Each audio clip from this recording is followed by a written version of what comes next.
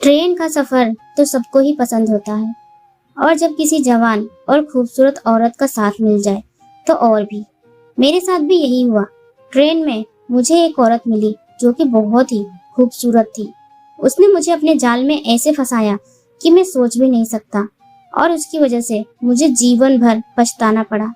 मैंने एक औरत के साथ रात भर मजा किया और मेरा नाम अभय है। मैं दिल्ली का रहने वाला हूँ। मैं शादीशुदा हूँ और मैं अपनी पत्नी से बहुत प्यार भी करता हूँ। लेकिन कहते हैं ना कि आदमी का मूड कब बदल जाए किसी को पता नहीं, और ऐसा ही मेरे साथ हुआ। मैं एक बार दिल्ली से कानपुर ट्रेन के फर्स्ट एसी में सफर कर रहा था और जैसा आपको पता ही होगा कि फर्स्ट एसी में एक केबिन होता है जिसमें 4 बर्थ होती है। तो मैं दिल्ली से ट्रेन में बैठा और मेरे अलावा कोई भी उस ट्रेन के केबिन में नहीं था। कुछ समय बाद ट्रेन चल पड़ी और गाजियाबाद स्टेशन पर पहली बार रुकी। वहां से एक खूबसूरत औरत ट्रेन में चढ़ी। उसकी उम्र 32 साल की होगी, फिगर 38-30-38 होगी।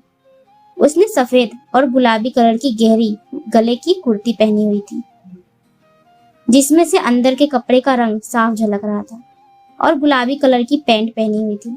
वो अंदर आई और अपना सामान रखा और मेरे पास बैठ गई और वो पूछने लगी कि आप अकेले हैं? और मैंने जवाब दिया, जी हाँ, मैं अकेला हूँ। और फिर हमारी जनरल बातचीत शुरू हो गई। उसने अपना नाम कविता बताया। कुछ समय बाद ट्रेन चल पड़ी और हम बैठे बातें कर रहे थे। इतने में उसको बाथरूम जाना था। वो खड़ी हो गई और उसी समय अचानक ट्रेन का झटके से ब्रेक लगा और वो एकदम से मेरे ऊपर आ गिरी और उसके संतरे जो कि आधे खुले हुए थे मेरे मुंह पर आकर के चिपक गए। वो मुझसे कहने लगी, ओह सॉरी सॉरी। मैंने उनसे कहा, कोई बात नहीं मैडम। वो हंसी और फिर उठकर बाथरूम करने चली गई। वैसे मैं अपनी पत्नी से बहुत प्यार करता था, लेकिन पता नहीं उस औरत को देखकर मैं पागल सा हो गया था। मेरी नीयत खराब हो रही थी। जब वो वापस आई फिर इतने समय में टीटी आया। उसने हम दोनों की टिकट चेक की। मैंने उनसे पूछा, टीटी साहब, कोई इन दोनों ऊपर वाली बर्थ पर सवारी नहीं आएगी क्या? उन्होंने कहा शायद जिसकी बर्थ थी वो नहीं आए, रिजर्वेशन उनका दिल्ली से ही था। और फिर पूनम जी उठी। उन्होंने केबिन लॉक कर दिया। कुछ समय बाद वापस उठी, तब वो मेरे पास आकर बैठ गई। हमारी फिर से बातचीत शुरू हो गई, लेकिन इस बार थोड़ी खुलकर बातें होने लगी। फिर मैंने पूछा, पूनम तुम क्या करती हो? उसने कहा कि वो किसी ऑफिस में काम करती है, लेकिन मेरी नजर उसके जिस्म पर थी। वो मुझे देख रही थी कि मैं उसके जिस्म को ही देख रहा हूँ। एकदम से उसने पूछा, अच्छे लग रहे हैं ना? मैंने कहा, क्या मतलब? उसने कहा कि जो तुम देख रहे हो, यानी मेरे जिस्म। मेरे तो एकदम से तोते उड़ गए। मैंने कहा, सॉरी डियर, असल में कुछ सोच रहा था। मेरी नजर उधर थी पर ध्यान कहीं और था। पूनम हंसने लगी और कहने लगी, इधर भी ध्यान दे दो यार। मैं धीरे धीरे बहक रहा था। मैंने कहा, अब तो पूरा ध्यान दिमाग और नजर सब उधर ही है। इतने में वो मेरे पास में आकर बैठ गई और मेरा हाथ पकड़कर मसलने लगी। यारो क्या बताऊं, वो बहुत रोमांटिक होती जा रही थी। फिर हम दोनों आंखों में आंखें डालकर एक दूसरे को देख रहे थे। उसकी आंखों में पूरा नशा चढ़ा हुआ था। फिर मैं पूनम के नजदीक गया। उसकी सांसों को महसूस करते हुए उसे किस करने लगा। हम दोनों एक दूसरे को अपनी बाहों में पकड़कर प्यार करने लगे। उसने अपना एक पैर मेरे ऊपर चढ़ा लिया और मैं अपने एक हाथ से उसके बाल पकड़कर और दूसरे हाथ से उसके वो दबा रहा था और वो मदहोश होती जा रही थी। मैंने उसके लिप्स पर किस कर डाली। फिर इसी तरह रात भर हम करते रहे और हमारे बीच में सब कुछ हो गया।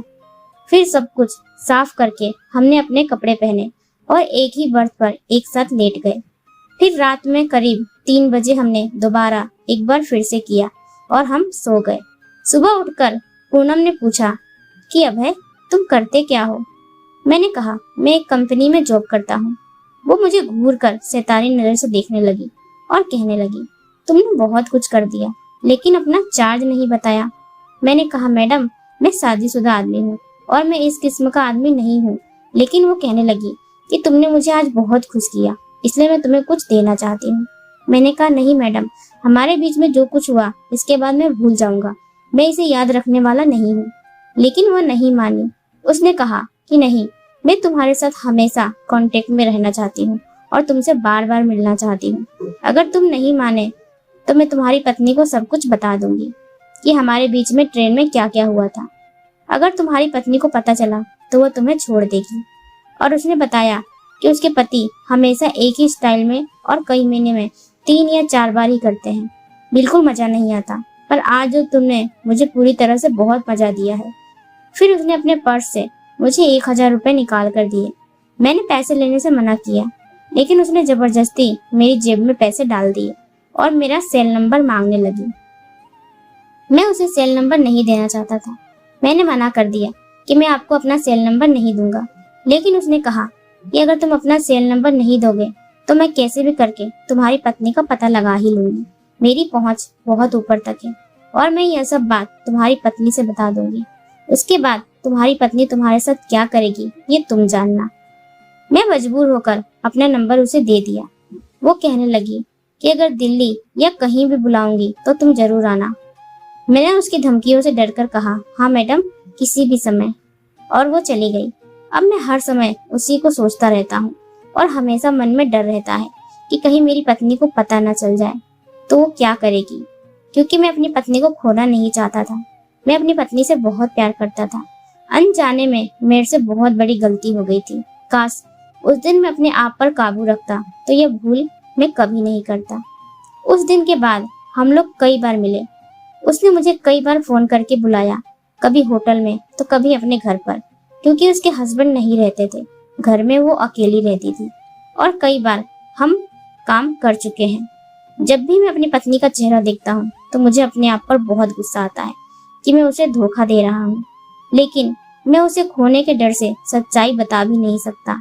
मैंने अनजाने में बहुत बड़ी गलती कर दी, जिसका पछतावा मुझे जिंदगी भर रहेगा। तो दोस्तों, यदि आज की कहानी आपको पसंद आई तो लाइक करें, चैनल पर नए हैं तो चैनल को सब्सक्राइब करें। धन्यवाद।